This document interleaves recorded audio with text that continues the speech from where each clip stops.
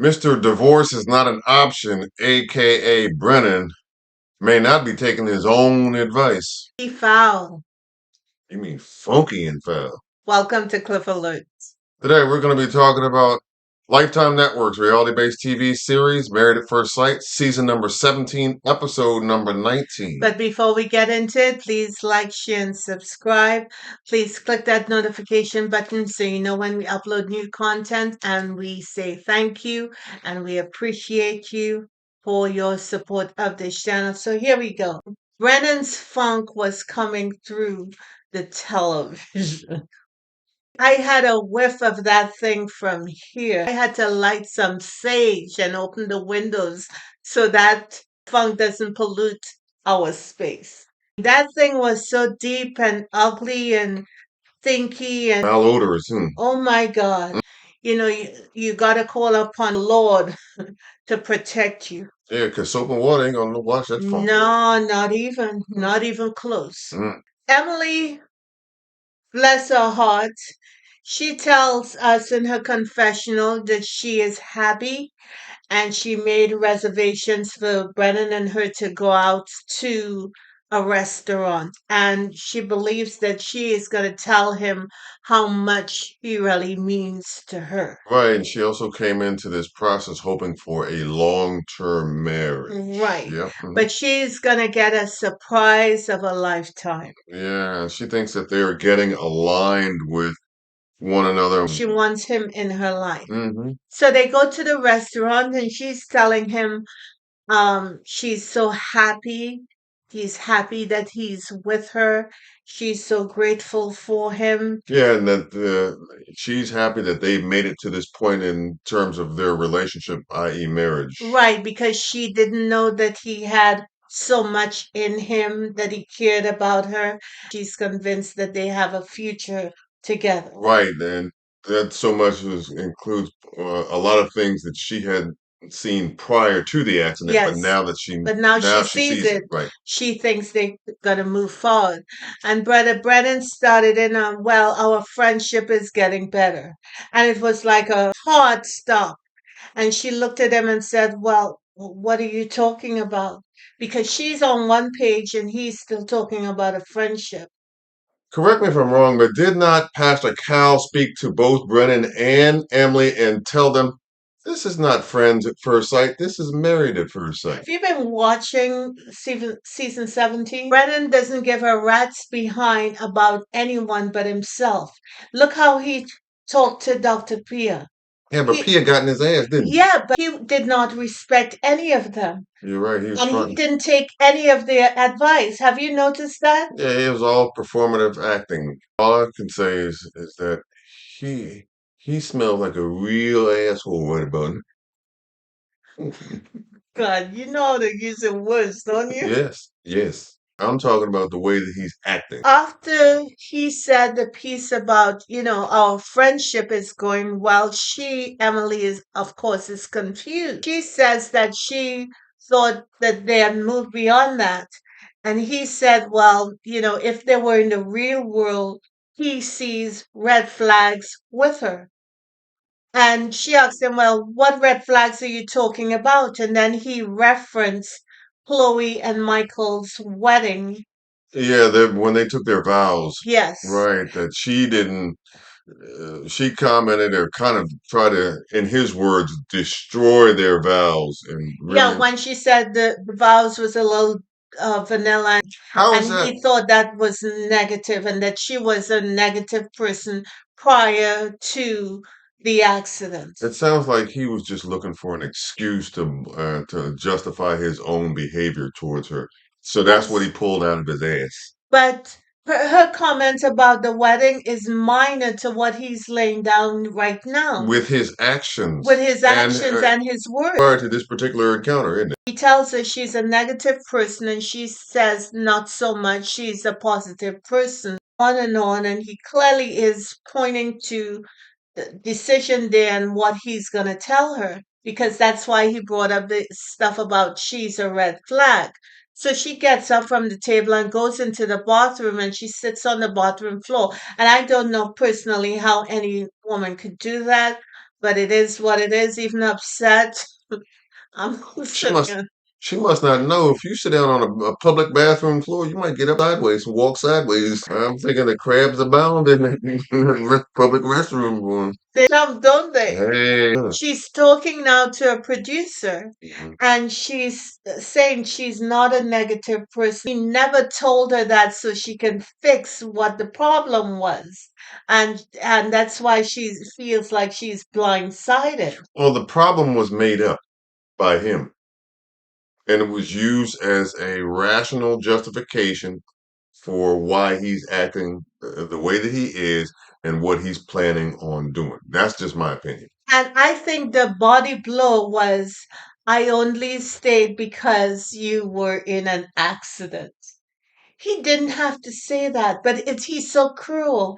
No, he said, I put I you. stayed because I put you first before me. Well, hey, dumbass, you're supposed to do that whenever your spouse gets into an accident. Still married, aren't you? Now, I don't know if he understands that the same image he's trying to uphold of some guy who is decent and in order is coming across like, You fronting, man. You fronting. well, I think there's a little extra more than fronting Uh, here.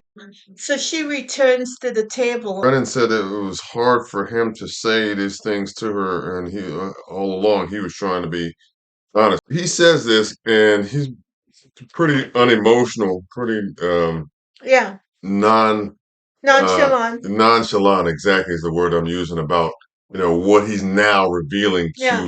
to Emily during his time at the table by himself while Emily was in the bathroom. He was reading his text like, Well, he was setting up his date man. because he wouldn't be spending the night with her.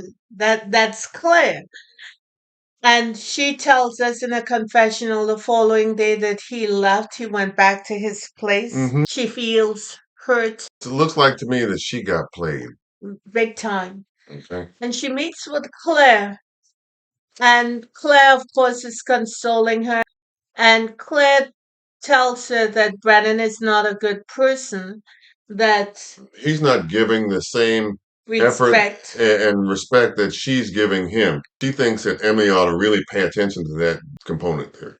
Absolutely. And then she goes further. She said she's been sitting on some information. Cameron and Brennan were trying to do a double date situation. There's something that don't add up. Don't smell right. Then the following day, she calls him and tells him that she found out that he had dated other people. And he said that's not an issue because he took care of her. And that's great. I thought he denied it first before he said Yeah, that. well, of course he denied it first. Rationalizing what he's done. At first he said no. And then of course she feels like she's in the twilight zone. And when she pressed him a couple of times, didn't really admit it. He said that I do much more for you and I saved your life. Can you imagine? The dude tells her he saved her life. Right. Come again? This guy is like, whoa. Yeah, you said he was a big, giant, hairy one, huh? Didn't you? I was like, yeah, you right. He was lying there. I think the question for me is, how did Brennan get on this show? He conned his way onto the show. I can answer that. Yeah, but you know how Big Mama used to smell a lie before it was even whispered? Oh yeah.